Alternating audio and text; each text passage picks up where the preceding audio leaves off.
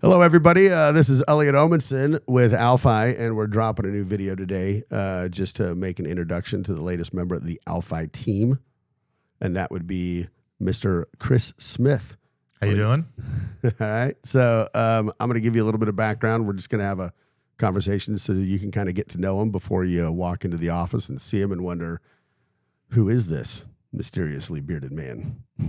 That's right. All right. So Chris has come on as of June 1st as the COO of OWLFI. He's actually moving his family, his wife and 3 kids from Virginia. That's right. Lynchburg. That's right. Out to Kansas. So he's here for the next few months, and he'll be kind of going back and forth as he sorts out where they want to live and all that kind of stuff. But I'm going to give Chris a chance to introduce himself here in a second, kind of give you a little bit about his background. But we've actually known each other for almost 20 years. Our first deployment overseas to Baghdad, we were both stationed at the same forward operating base, FOB Union 3 in the heart of Baghdad. Right. What unit were you with? I was with 1-8 Cav, 2nd Brigade on the east side of Baghdad. You were on the west. I was on the east. We did the second so you tour weren't together. at Union 3? No, I was not at FOB Union. Which FOB were you at? FOB Rustamaya on the east side of Baghdad, and we were both there at the same time in 2007, and then we deployed together in 2009. Gotcha. Yes. Gotcha. Yep. Yeah, to FOB McHenry up FOB north, McHenry, a couple hours north of Baghdad, south of the Zab River. Yep. Something like that. Yeah. Yeah, and so since we've been back, 2 very different journeys. He's gone on to get his MBA from Liberty University. And I'm going to let him tell you a little bit about what he's done, but I think it's kind of interesting. You're coming from a roofing company. That's right. When I got out of the military, I met 2 people one Sunday at church. One owned a roofing company, one owned a financial firm. I couldn't really envision myself, and I just say what's on my mind. So it could be offensive. Obviously, I'm a lot older now, so this idea would have been a little bit different. But at the time, I just thought the idea of sitting in a room talking to old people about money, I couldn't not wrap my head around that. All right. And so I actually went to work for my buddy that owned the roofing company. And so I think it's interesting. You wouldn't think roofing is a launching pad to the financial industry. Seems like it is. But ultimately, what Chris is here to do has nothing to do with really roofing or the financial industry. It's systems and processes. It's all the things that I'm not any good at. And Chris excels in that world, and he has excelled in that world, and has accomplished some really incredible things. And I'm pretty excited to bring him on to OWLFI and have him accomplish that for us, which I think will be the key to just really having an excellent client experience at OWLFI. So if you want to take a few minutes, talk about your journey. Yeah. So I'm originally from North Carolina. Me and my family moved to one of the most southern parts of Canada, and I lived there for about 5 or 6 years. My parents lived there for 17, and they went back to North Carolina. From Canada, I went to very strange steps, but I went into the U.S. Army. How old were you? When I joined the Army, Yeah. 19 years old. Yeah.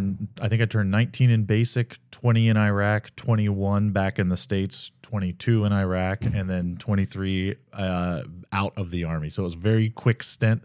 Did a lot of in between there. I did do 2 tours, 2007 and 2009, and then got out, moved to Virginia, worked in the restaurant industry, started out just waiting tables, got into management, and then stepped down from management, bartended for a little while I got my undergrad from Liberty in project management, and then got a job at a roofing company. And when I got hired there, they were doing, I think, between $20 and $30 million a year. And the conversation they had with me basically was, we hope one day to have a distribution arm. And if you're interested in it, you can help get that going. And to me, that was a green light and a road ahead. So I just began working on it. In the 5+ years that I worked there, we were able to build a metal fabrication company that made roofs, standing seam, master rib roofs, all the trim that goes with it. I helped one of the owners build all that up, and we handed it off. We hired a guy and handed it off, and so it stayed in the ecosystem of the enterprise. And then I focused on building a distribution company that by the time I left, the distribution company alone was doing between $16 and $18 million a year. And you built that in revenue from ground up. Yes, I had a little bit of help, but mostly everything in it, the processes, the software, the people, the training, everything in it was by my design. So the failures were mine, the successes I get to claim a little bit, but I had a really, really good team. And by the time I left, the total enterprise, they had introduced a solar company, a windows and doors division, a commercial division. They really, really were expanding. And by the time I left, they were doing 90 million in revenue, everything all in. So we were a good chunk of that, but it was really fun, and it really helped me. And while I was working there, building all that, I got my MBA in economics from Liberty University. And kind of knew it was what I'm really interested in is building organizations. While I was in Virginia, I was able to help my church implement processes. I was on the board of directors for a nonprofit that was going through some issues, so I was able to kind of step in and help with that. But what really drives me is the process of providing value. And not just for the business, but for the clients. And so what I'm hoping to do here is, I think that people love you and they trust you, and that's fantastic. But we want to help. If we have something like 100 clients now, we want to be able to help 1,000 clients. We want to be able to help way more than that. And that means turning, there's a term in the military, force multiplier, where you take one person, you allow them to be able to impact many, many more people. And it's mostly used in the special operations, special forces community. But I've always taken that, even when I worked in the restaurants, trying to take one person and train them and get the systems in place where they could impact even more. And so that's kind of an outlook that I have: client value, stakeholder value, and force multiplying the team that you currently have into way, way more. And I think you have a great team here. And so I hope to be able to provide that value for you, and then of course the clients as well. Yeah. Yeah. Now, two things that I want to touch on in regards to that. One, in the financial industry, there's this razor edge you got to walk. Every client's fear is that something's going to happen to me, and then how is everything going to continue to get taken care of? So that's on one side of the polarity, right? On the other side of it, the minute you start talking about growing, it creates a whole different set of fears that are in everybody's mind about, well, am I going to get sloughed off? Am I going to get forgotten about? And so that's something that is absolutely forefront of our mind. Yeah. I just want to make sure everybody understands that, we understand that, and we're trying to accomplish solving for both fears. Yes. Right. We do not want to grow in a way that causes the clients that have been with us to get less. We want them to get more. Yep. Right. And at the same time, we want for this business, so if something does happen to me, there is no real disruption to anybody's retirement plan. Correct. Yeah, it is a fine razor's edge. We don't want anyone to lose the personal feel of what OWLFI is. Yes. But the efficiency with which we process paperwork, documents, we provide analytics, we provide answers to any questions. That's the stuff that we want to make sure we're getting better and better at. Yeah, because there's so much that I've always wanted to be able to do for people, and I just literally can't. Right. Because I don't have the economy of scale in order to do it. Right. And I've so the second thing that I want to hit on here is that this has been a long time coming. Chris, and I call him Smith. In the Army, it's Smith, it's Omerson. It's and to be honest, it's Omerson and Smith. That's an inside joke, but But just because there's certain people in the military that have been above ranks than us and they can't get our names right. And they say Smith instead of Smith, and they say Omerson instead of Omenson. And it's just funny how that stuff sticks. But we have remained pretty close, a lot closer, I'd say, in the last 5-6 years. And so there's been a lot of back and forth conversations as we've both gone through these journeys that we've been on, where I think we've both kind of been helping one another out as sounding boards and advice and just talking through things. And so, I mean, and we've talked about doing this for years. Yeah. At least a couple years.